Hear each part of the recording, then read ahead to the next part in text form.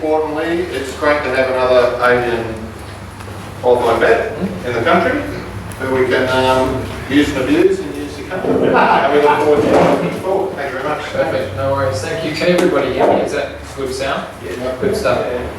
So I'll just introduce myself. My name's Hamish. I am originally from New Zealand. I'm still the editor of the New Zealand Bungee Society magazine, and I've been involved in birds there for a long time. I moved to Australia after playing hockey in New Zealand for a 3-year period and came to vet school in Queensland. Studied in Queensland and then worked there for a little while before making my way down to New South Wales, where I'm working at the moment at the Avian Reptile and Exotic Pet Hospital at the University of Sydney. So I've come from the University of Queensland, worked there under Bob Donnelly, some of you guys will know him, and then have made my way down here. So I'm currently the senior vet at the Avian Reptile and Exotic Pet Hospital, and we work in conjunction with the Wildlife Health and Conservation Centre. And so we see all sorts of different stuff, but that's where I am, and that's where I'm from. So don't hold it against me that I'm a Kiwi, but I guess it's Queenslander and New Zealand, and that's exactly right, so not so good. Excellent. I'll come straight out and say that my specialty is not Finches. That's correct. But one of the things that I do know a fair amount about is health and disease, and so I figured that I'll talk to you today about that, because I think that it's a little bit stupid preaching to the converted when you guys have been in Finches for a long time. So I can discuss what I know, and if anyone has any questions, I'm happy to answer them either during the presentation or at the end, so just chuck your hand up. Okay? So the presentation today is just called Finches in Health and Disease, and we're going to talk about some of the common presentations as well as what you guys can do to keep your aviary and your birds healthy, especially coming into the winter and at the end of the show season. So this should be turning on. There you go. So why do birds get sick? That's what we need to address to start off with. And the reason behind why birds get sick is many and varied. Okay, there's heaps of different reasons. There's lots of different diseases that we deal with on a daily basis. But what we have to do to investigate that is to find out, I'm just going to have to read it down every time, sorry about that, why the disease has come about now and why it hadn't come about before, okay? And so disease is the result between interaction with the environment and with the bird and with the pathogen, okay? Now the pathogen can be anything from viruses, bacteria, fungi, anything like that, okay? Any sort of parasite can also cause this disease. And so what we have to address first and foremost is what sort of defenses the birds have, okay? And so we have non-specific defenses, things like skin, mucosal barriers, so the oral surface in the mouth, any sort of ocular surfaces as well are all mucosal surfaces, and they act to defend the body effectively as the first line against any sort of pathogen or disease.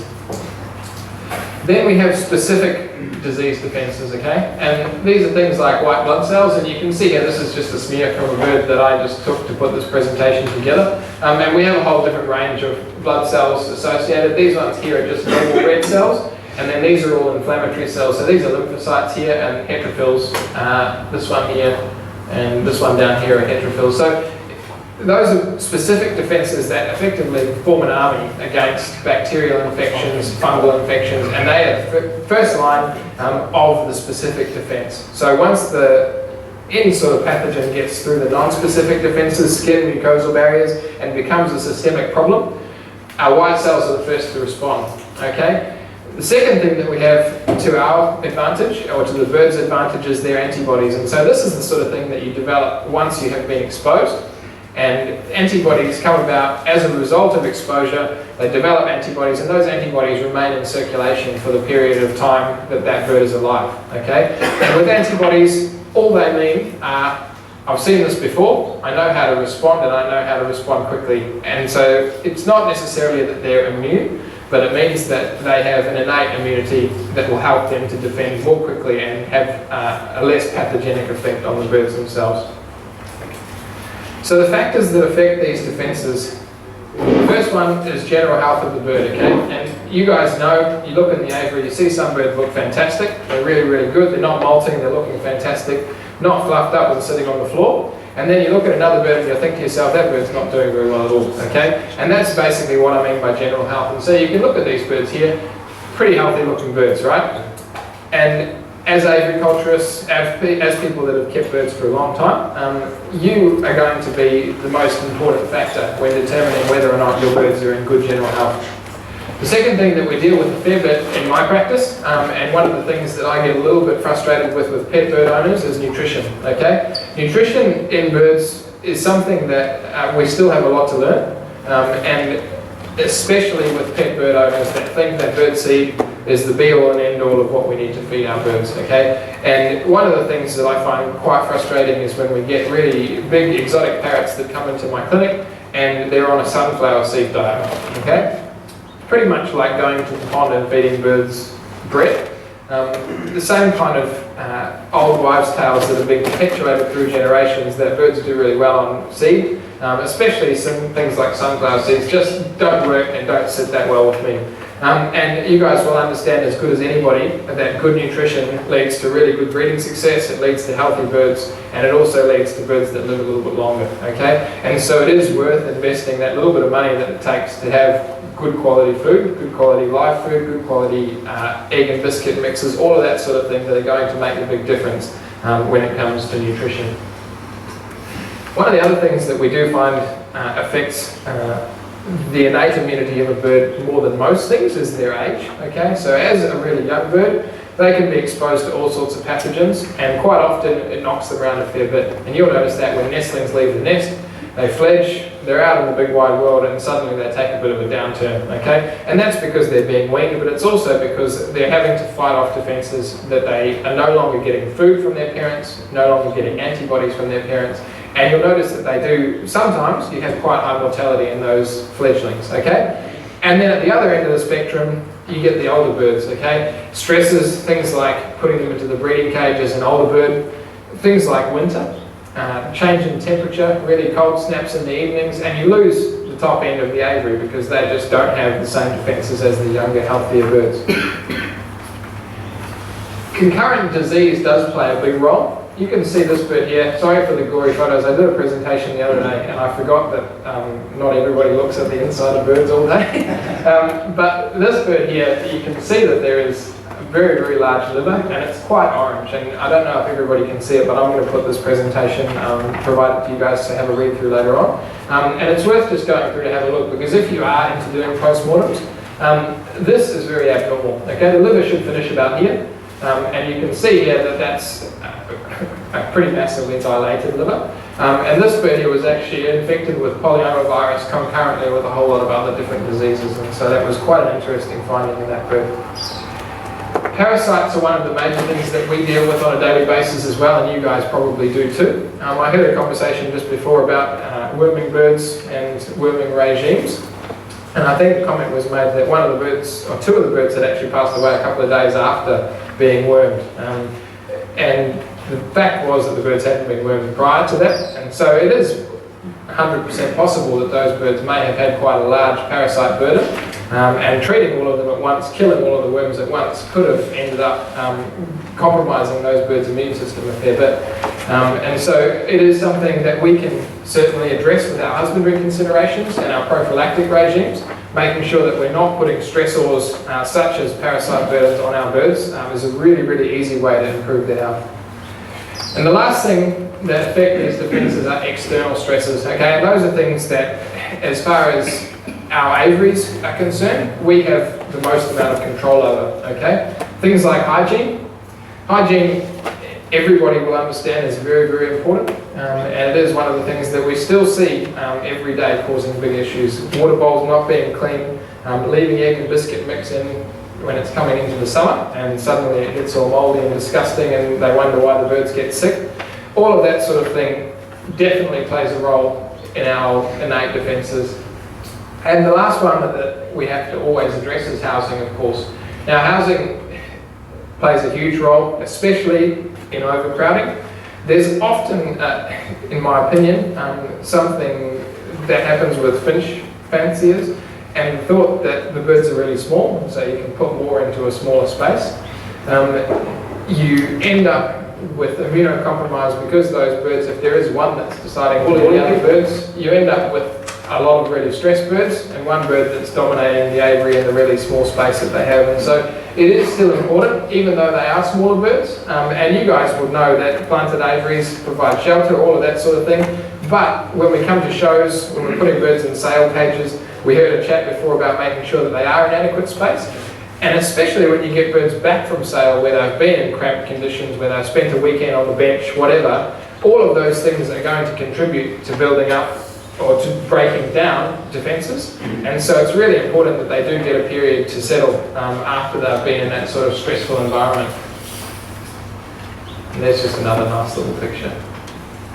Little part of aviary. Now pathogens. Pathogens can be anything. Bacteria, viruses, fungi. Chlamydia is actually a bacteria. Rickettsia and parasites. And so parasites we've touched on a little bit. Bacteria and viruses, viruses are certainly something that's pretty close to my heart. We did a study last year looking at polyomavirus in budgies and finches in New Zealand, and we ended up finding a couple of really interesting things, but one of them was a new polyomavirus that was present in the budgies in New Zealand. And so there's currently 5 identified, or there's actually 6 now because we found a new one. But it is the sort of thing that there is a whole lot of research going on behind the scenes.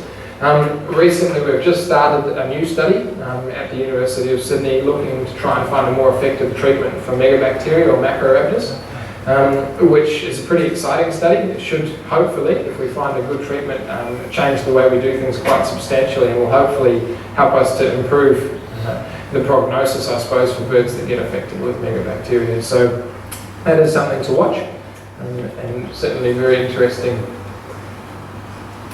Is that David Valens? Is that what it is? It's mine. Yeah, so I'm working with David. Yeah, so David found that it was a yeast, and so he has a whole lot of background research, and then I've started doing some work in the lab with him supervising. So it's going to be probably a year-long study, but hopefully by the end of it we'll have some pretty cost-effective and hopefully effective treatments, and so we won't have to flop around with amphotericin and try to put different things in the water. It should be good.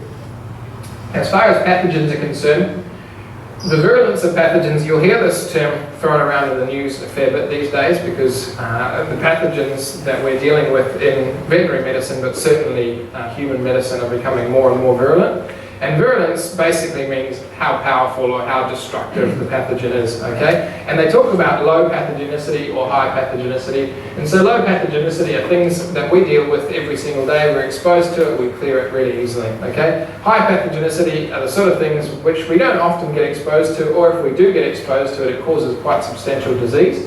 And those are the ones that we really have to worry about because they're the ones that cause death, especially in our small, young or old birds, okay? And when you get a high pathogenic pathogen of some description going through your aviary, you do end up losing quite a lot of stock, and so we need to try and get on top of those guys pretty quickly.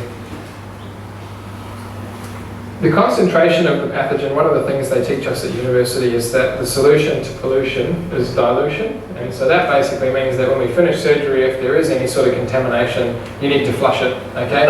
And in a practical sense, all that means is that if we do have a large amount of, sorry, not a large amount, but a high concentration or a high density of any sort of pathogen in a small environment, then we end up with greater disease and more destruction, I suppose you could say. And so what we end up suggesting as vets and as fanciers, you guys can certainly spread the knowledge to all sorts of different people buying birds off you, anybody who's getting birds for pets, is that if you do have any sort of pathogen going through the aviary, anything that's causing disease, any sort of viruses transmitting through the aviary that you think could be going on, all you have to do to help to break that cycle is to spread the birds out, let them relax, put them in less stocking density. So if you've got them all in a weaning cage, if you've got them all in a flight aviary outside, see if you can spread them out a little bit, and that will help to break down the amount of, or certainly the concentration of the disease in the aviary, and it will mean that the birds won't transmit it so readily between each other, okay? So disease, it's the interaction of the host and the pathogen, okay, that may or may not result in disease. And so when we see it's resulted in disease, it means that we have broken down our initial defences. The result of that interaction can either be disease, carrier status, or immunity. Okay, and immunity is what we talked about before, where we end up having innate immunity, where we know what to respond to. Carrier status is a difficult thing, okay, especially with viruses, because you end up with birds that can shed the disease still, okay, and as a carrier, they are a frustrating thing to have in an aviary, okay, simply because you may not notice that they are sick, and they probably won't be sick, but they will still intermittently shed the disease if they're stressed, and they'll be the sort of bird that infects all the other birds in the flight without ever looking sick, okay? And so they are probably the most frustrating as aviculturists to have in the flight.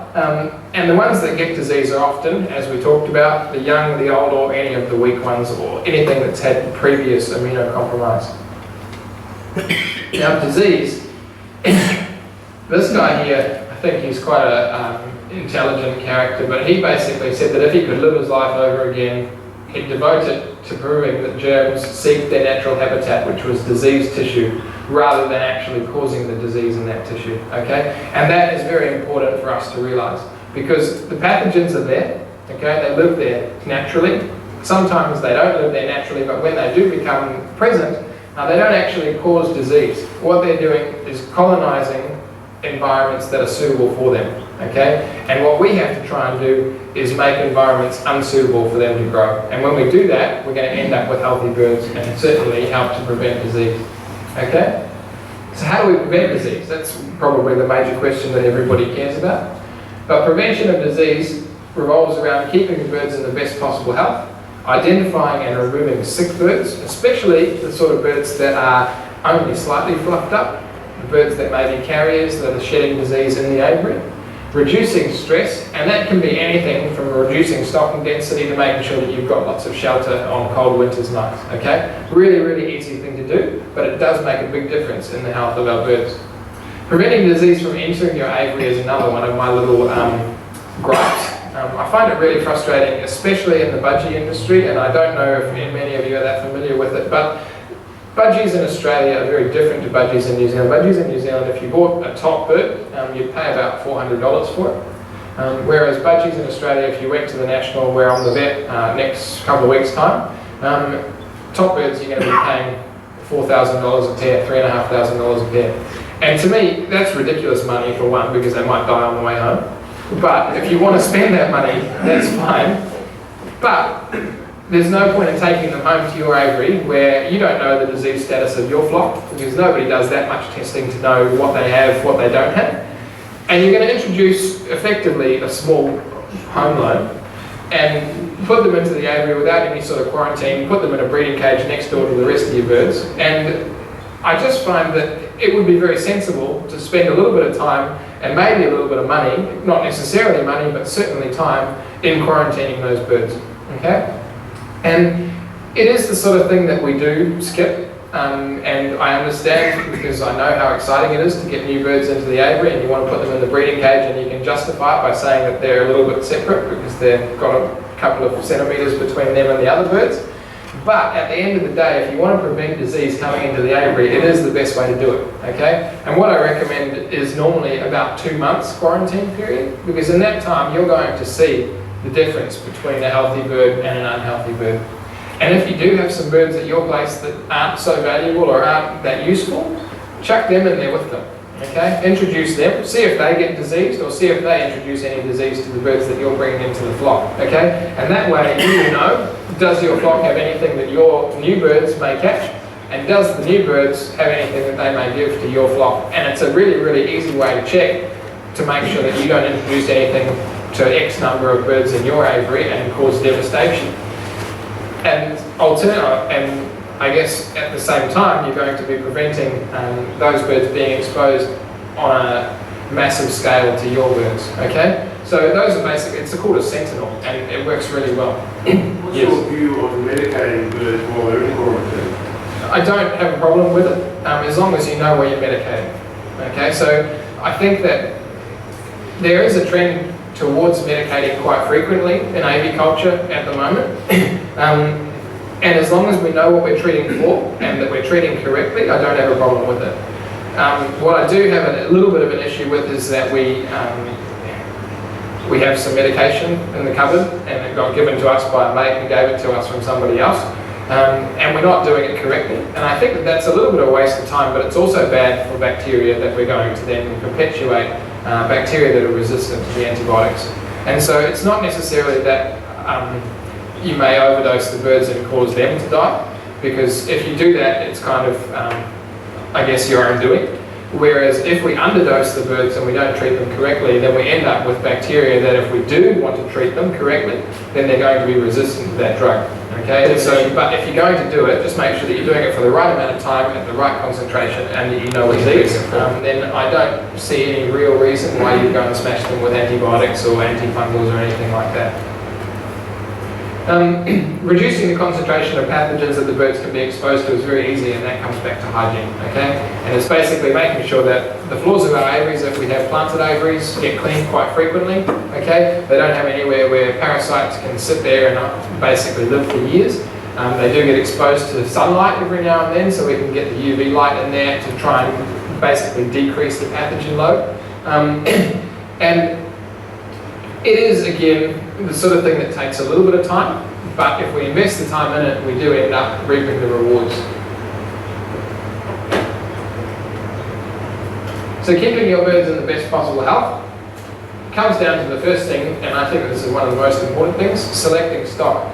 And budgie people do this very poorly, when they select the biggest, buffiest bird, even though it doesn't have a tail or any flight feathers, and it is very skinny, and they'll put it in a breeding cage because it's the biggest and buffiest.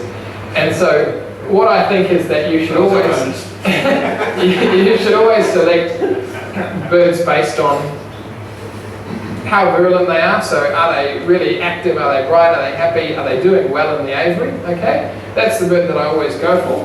And hybrid vigor is something that we talk about in all sorts of different I guess, industries, mostly in the cattle industry, where they cross two lines of cattle and they get something better at the end than both of the original lines, okay? And so they take the good traits from either one and they get something better. And it's basically the opposite of line breeding or inbreeding, okay? So it's sourcing an outcross that has different genetics, different lines, and then putting that into your lines. And hopefully you're going to end up with birds that are more healthy and take the best traits of both birds. And they may not necessarily be the visual traits, but they'll be the traits that are going to be good for the longevity and the well-being of that bird. Selection of stock from your source. Sources are really easy because you guys know each other pretty well. You know how people look after their birds. You know where the birds came from initially, and you know what sort of genetics they have in their aviaries, okay? And so that's not so much of a big deal here. The big time that it comes about is if we're buying birds at auction or we're buying birds at bird sales, okay? And so we don't really know too much about sellers there, and I often discourage, especially bird owners, not necessarily people like us, but bird owners buying birds for the pet industry, buying birds from markets, pet stores and that sort of stuff, just because you don't actually know where they've been, you don't know what they were living in before they came to the market. And so you buy something basically sight unseen, you look at it, looks alright, you can't pick it up, you can't look at it while you're buying it, and you end up buying something that you don't really know anything about. And so I think that selection of stock, knowing your source and knowing the bird's genetics, how they're kept, how they're looked after, what they're fed, what their previous worming regime has been, what sort of things they've been treated for previously. It's really, really important if we're going to be investing money or investing time in our stuff.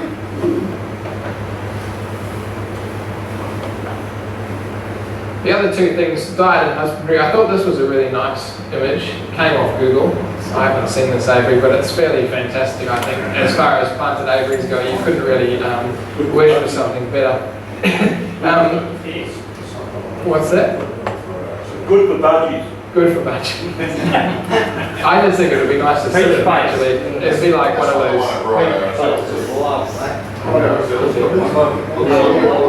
It could That's probably what it looked like 10 years ago. Yeah, it's a bit right. It's worth having a look at it, yeah. Good stuff. Feel like schnitzel, $10 schnitzels on Thursday, sorry. So keeping your birds in the best possible health, as we've talked about, diet and husbandry are going to be the two most important things other than selection of our stock, okay? And diet, we pretty much, as aviculturists, we do a lot of things differently, okay? And what I always tell new people getting into any sort of bird breeding is that you need to take everything that you get told with a grain of salt, okay? Take the things that work for you and not what worked for somebody 15 years ago. Because quite often what I find is that a lot of rumours and old wives' tales get perpetuated through generations of bird keepers. And some of the stuff that we're doing is stuff that somebody did in the 1970s, and it was a really good idea then, but now we have better ways of doing stuff, okay? And so do what works for you. Don't necessarily do or take everything that people tell you as gospel, but certainly if there is somebody with a lot of experience that knows exactly what they're doing and they've been doing it very well for a long time, then it's certainly worth taking on board, because not everything is an old wives' tale, and lots and lots of stuff that we do that science hasn't caught up with yet, or there hasn't been research into it, but it's still effective. And I think that all of that stuff has merit. And some of the things that we're actually looking at in the macro-raptors trial are things that bird keepers have said, you know, why don't you try this? I've used it in the last 10 years and it's worked well. And so we thought we might as well try it, give it a crack, see if it works, and if it does, fantastic. And we can actually prove that it works rather than just having hearsay as our basis for what we do. And prophylactic treatments, here we go.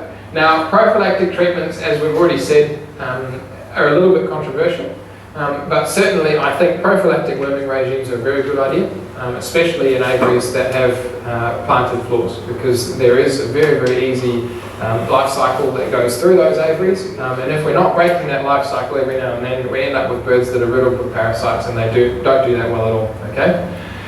As far as prophylactic treatment for bacteria, I think that if we have a reason to do it, then we can do it, but then it becomes not really prophylactic. Okay, so prophylactic means that we're preventing disease by treating. Okay, the fact of the matter is, if we don't have disease, then there's no point in treating. Okay, and it is quite an expensive activity, especially with some of the antibiotics that we use. And so I think that as far as financially and health of your birds wise, it's a really good idea to make sure that even if it just uses a couple of birds, that we find out what we have before we go ahead and start treating them. Identifying and removing sick birds. This bird was really sick. It's dead. You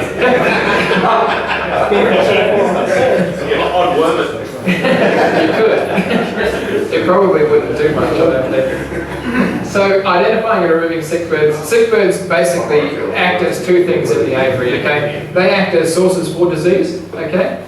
And they act to infect all the other birds while they're sitting there, defecating in the aviary, aerosolizing disease in the aviary, ending up increasing the pathogen load and then making your birds more susceptible to disease. And so we have two options, culling versus diagnosis, and culling basically means that you get rid of them, okay? And everybody has their own way of doing that. We get taught a lot of ways at vet school to use or to get rid of birds, but I know that it's not always financially affordable to go and take 10 birds to get them euthanized with lethal barb at the vet, and so you need to find a way that you're comfortable doing. If it is involving the vet, then that's no problem. The alternative, which we often, I guess, suggest, is diagnosis. And so one of the things that is very, very sensible, in my opinion, is if you do have sick birds, and you have sick birds for more than a couple of weeks, then it's worth finding out what's causing the illness, okay? I quite often get pigeon fanciers that come to the clinic and they say, you know, I've been treating this bird for one-eye cold for the last 4 months, hasn't got better, and now all the other birds have got it. It would have been really easy in the first week, treat it, see if it gets better. If it didn't get better, bring it to us and then we can have a look, find out what's going on, and then all the other birds don't get it. And it just saves treating the whole flock.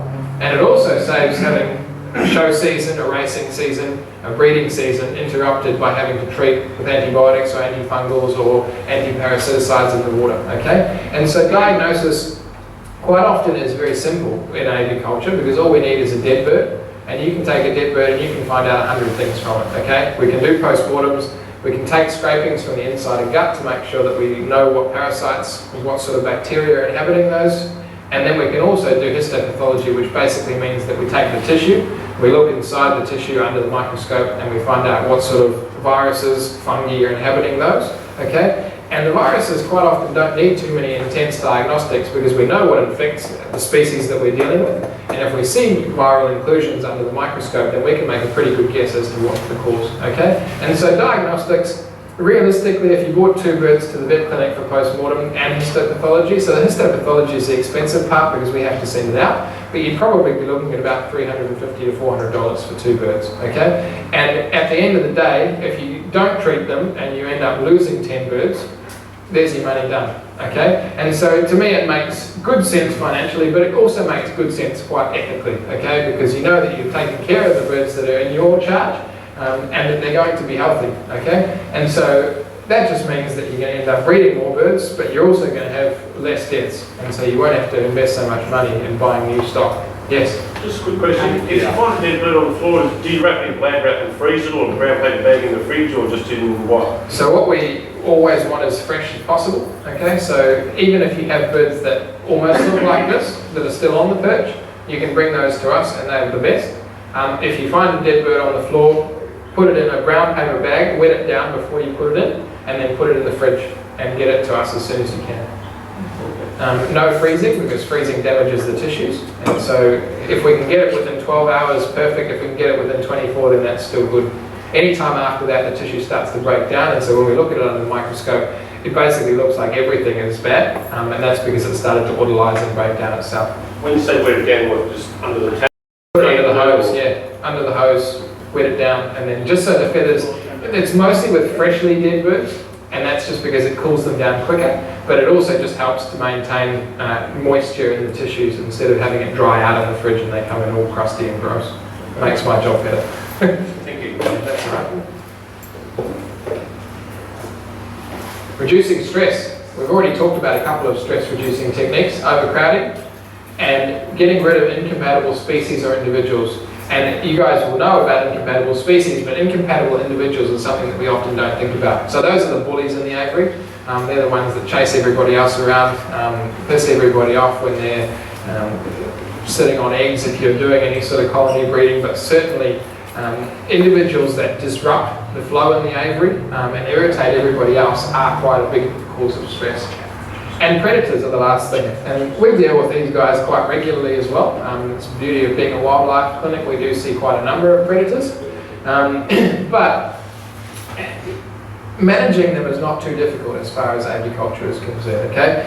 It's as simple as having quite a sturdy roof on the aviary and having something on the outside of the aviary that means that if the birds do come and try and fly into the wire, that they have something between them, okay? Whether it's a double layered mesh that helps to keep a little bit of distance, whether it's planted aviaries around the outside of the aviary just to shield the birds on the inside from any sort of stressor. It is all about planning, and so if you're planning a new aviary, it's worth investing some time thinking about predators as well.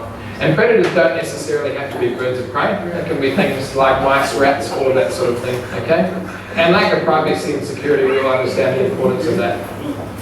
So, preventing disease entering your aviaries. Buying source, as I've said, we don't like buying from markets, and quarantine. So this is a quarantine facility. Ours won't be anywhere near as flash as this, I don't imagine. But all I have in my aviary at home is that I have my aviary on one side of the yard. Next door, on the other side of the yard, I've got another aviary which is much smaller. And I use that for sales stock, and I also use that as my quarantine facility, okay? And so they're not necessarily completely, I guess, quarantined, but it's a practical way of doing it to make sure that I treat these guys last. So the quarantine birds in the sales stock, they get fed last, they get watered last, and I make sure that I go from my imported birds to the ones that I was going to sell or the ones that are being introduced. Okay, and that's quite a sensible way to do it because it means that you don't track stuff from your quarantined birds back into your flights, and it also means that you can act as or the birds in that flight can act as sentinels for disease introduction. Okay.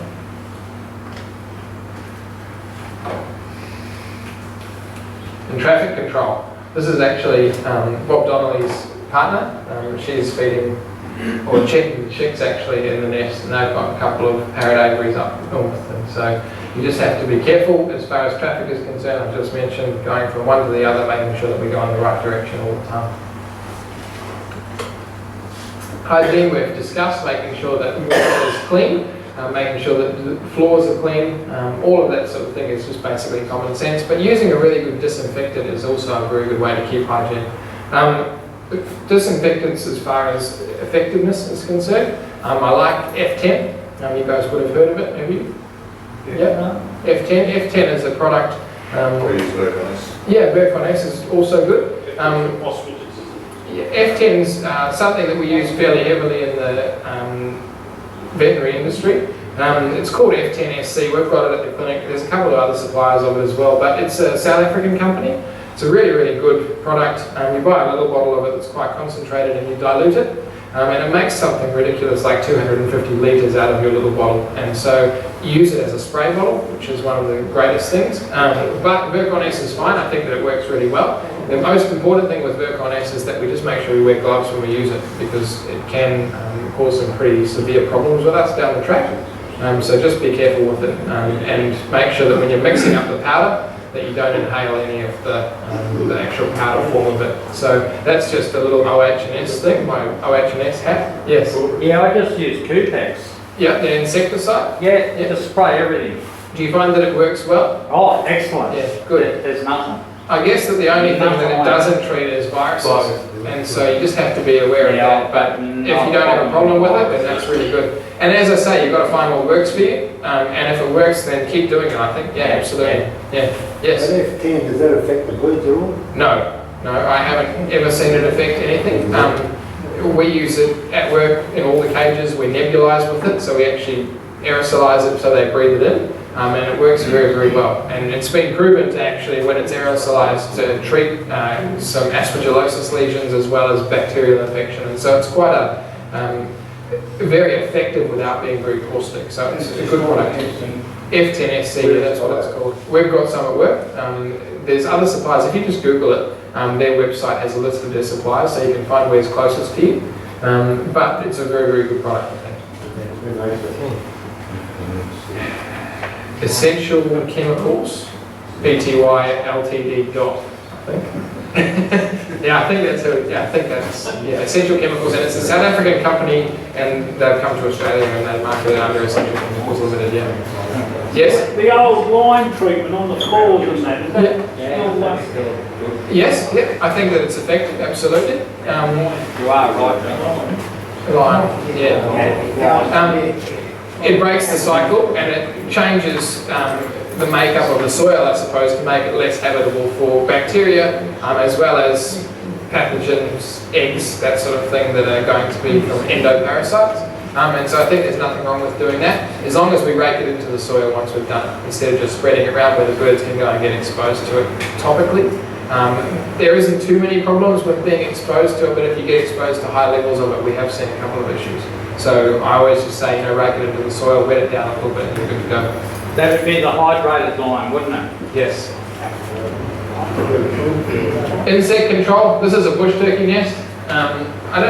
Do they live much down here? Oh, yeah, good. I haven't seen any in the hospital, and so I just don't know. But in Queensland, these are a massive problem. We used to have them nesting in the backyard, and they are full of lice and mites and all sorts of disgusting stuff. And so that's quite an important thing.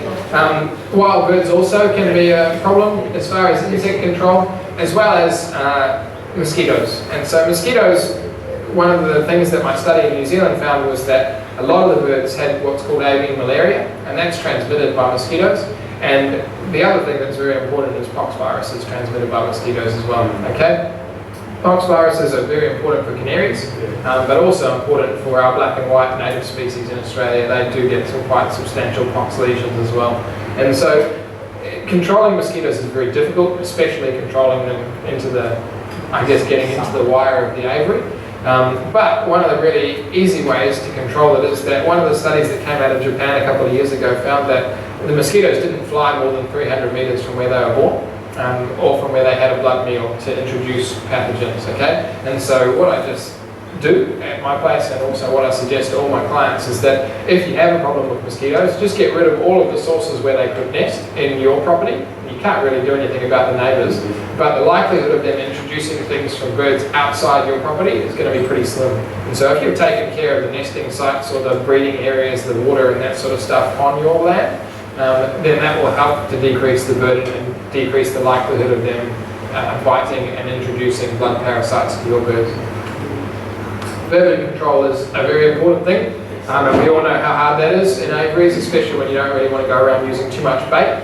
I used to work for Henry George as an aviary cleaner when I first moved to Australia. He's quite a well-known budgie breeder, and he used to go out and drown the rats in his little carriers that he caught each night. He'd catch a lot, but his aviary was magnificent. But there's still a big problem. Anywhere where you've got seeds, birds and droppings, you're going to have problems with rats and mice every now and then, and it's just a matter of managing them when they come along. With insects, Yes. ants a problem? I haven't found them to be. I don't think that there's any sort of evidence to say that they are, but I wouldn't be able to definitively say no. Exposed to a high concentration of virulent pathogens, okay? So if we're doing everything right, our birds won't be immunocompromised, but even if they are, if we're doing the things right to prevent them to being exposed from very virulent pathogens, then we won't have a problem with disease, okay? And so all of the things that I've talked about today are going to contribute to making sure that our birds stay healthy. They can fight disease if they are exposed to it, and if they're exposed to incredibly virulent pathogens like this one here, if we have birds that are immunocompetent rather than immunocompromised, then they should be able to fight that disease themselves, okay? And we can help them to do that. Some of them won't make it, and those are going to be the weak and the sick already, or the carriers, but the majority of them will, if we feed them correctly, if we keep them nice and warm, we make them safe, and we provide them with good nutrition. These guys should do pretty well when exposed to pretty much anything. And so that's the moral of the story. If we do the groundwork correctly, no matter what we expose them to down the track, we should be able to mount an effective immune response and fight off pretty well most of the diseases that we deal with on a daily basis. So, therefore, disease prevention revolves around keeping your birds healthy and preventing pathogens entering your aviary, okay? And we've already discussed ways to do that. There you are. Finished. Good stuff.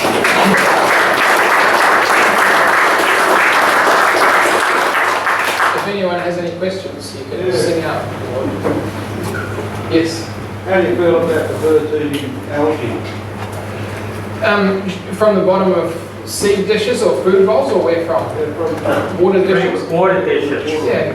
I don't have a problem with it. I think that if they're eating it and all of them are eating it, then it's probably something that we're missing in their diet, okay? And they're eating it because they're getting nutrients from it. And that is a good thing, especially if it's in a flowing water system. Have you got a natural flowing water system that goes through? Yeah. And the likelihood is that algae is actually helping to keep that water system healthy. The problem that I would have is that if you've got stainless steel bowls or bird baths that are basically stagnant, and then that algae is not going to be any good at all. Okay, and so if we're getting to the bottom of the stagnant water and the birds are starting to eat the stuff off there, I would definitely discourage it. But certainly if you've got a nice flowing water system that's circulating, it's got filters on it and that sort of thing, then certainly there's no problem doing it. Yeah. What about vinegar in water? They're all saying it's... Yeah. Apple cider vinegar or just vinegar? Yeah. It is something that it has a little bit of science behind it. The idea is that we alter the gut pH, and so the gut pH changes and provides basically a less ideal environment for some yeasts and some bacteria, okay? And mostly people recommend apple cider vinegar for Macrorhabdis ornithogaster, megabacteria, and we know that megabacteria grows very well at a really low pH, okay? So they grow between 3 and 4, the pH. And if we add apple cider vinegar, it's going to alter it out of that balance, okay? And so there is some science behind it.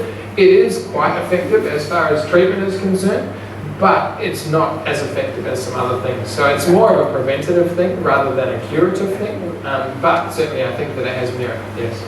Yeah. I usually go to the similar thing. Yes, yeah.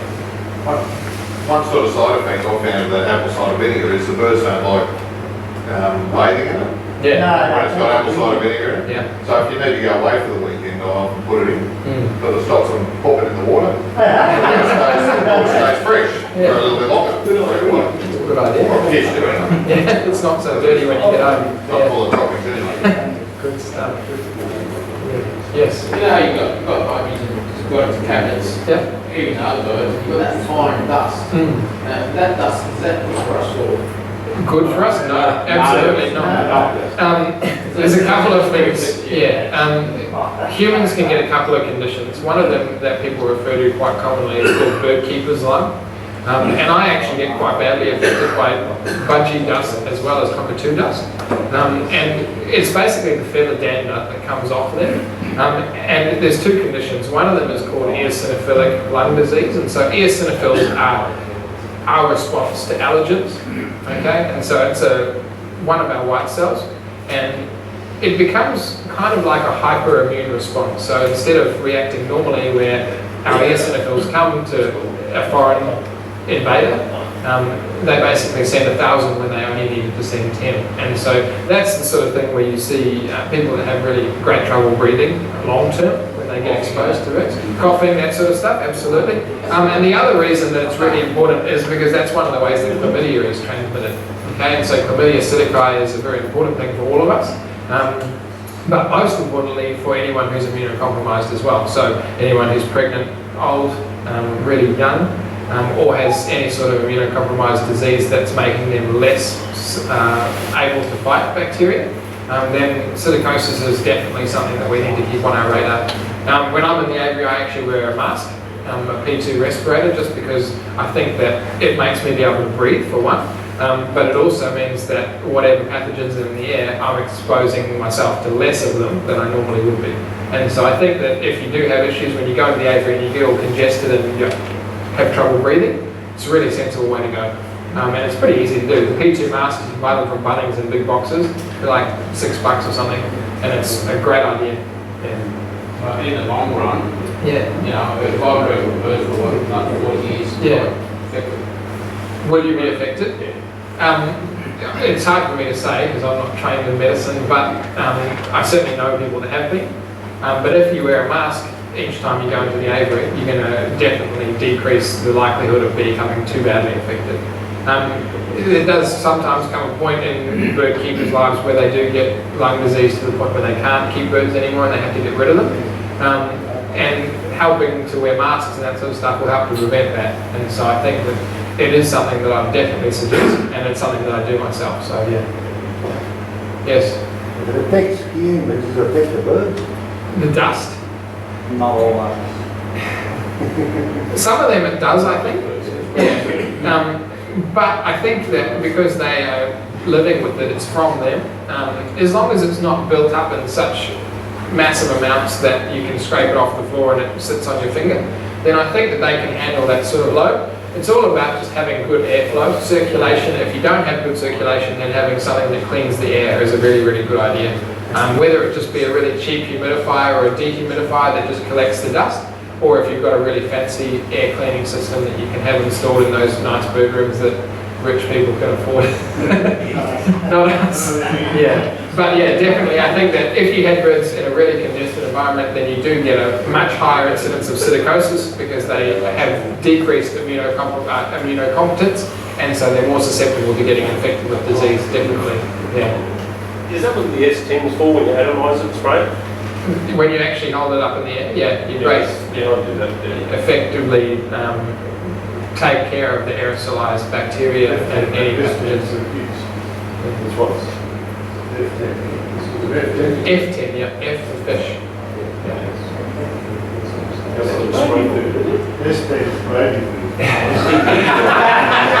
That's not so effective.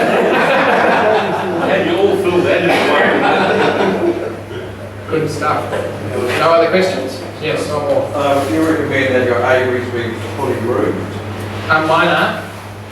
One of my budgie aviaries isn't, and I think that the birds really like it, and that's the only reason why I don't roof it, because they like it when it rains and they go and sit in it.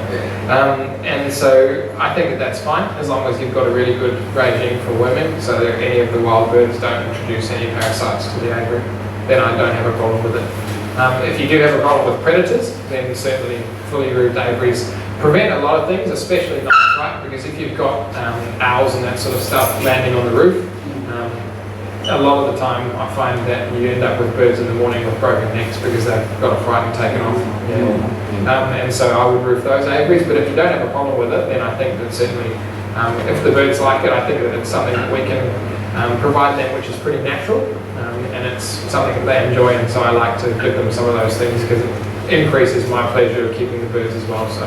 And how about aviary floors? What are your opinions on aviary floors? My floors are concreted. You guys are going to be different because it's good to have planted aviaries, I think. I think that providing them with shelter is a really sensible thing to do.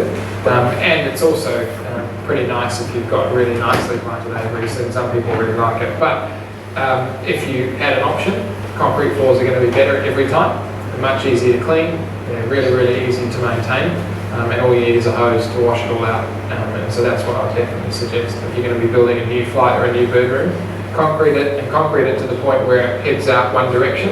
And what you can actually build into the wall of the aviary is just a little flap, and so when you hose it off, you can just use a high pressure hose or a gurney or anything like that, and then you can just unlatch the end, flick it up, and it goes down into a drain to take off, and you can just shovel it out. If you've got that sort of design capacity, then I think that that's definitely the way to go. Yes? Wouldn't the birds be susceptible to foot rot if they're on concrete floors? Yes, they would be if they spent a lot of time on the concrete floor.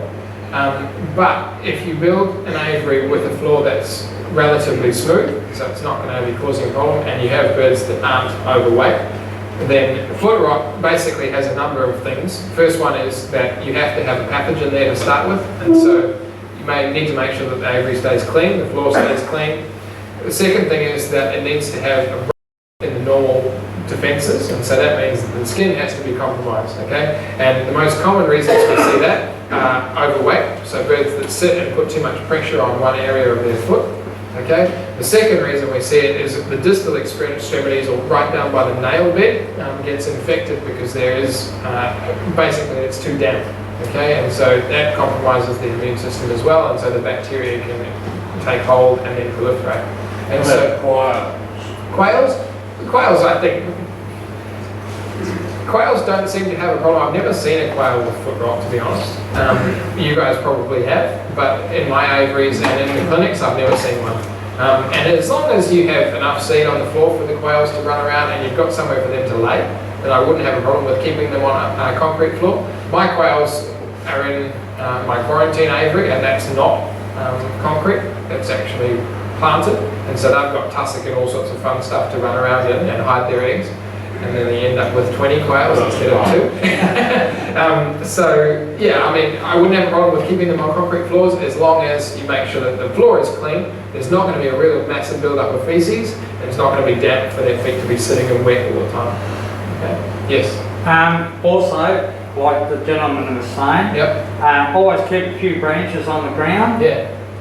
The young birds can hop up Yeah, and then keep they don't off have the to spend ground. a lot of time on the floor. That's exactly right. Yeah. And shelter is important as well. If you're going to have a ground-dwelling species, making sure they've got somewhere to hide. Yeah, so they can get up off the ground. Yeah. Good stuff. Excellent. Well, thank you for having me.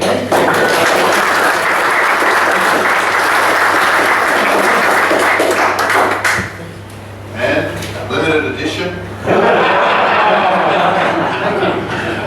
That's $10. Give me the box as well. Yeah,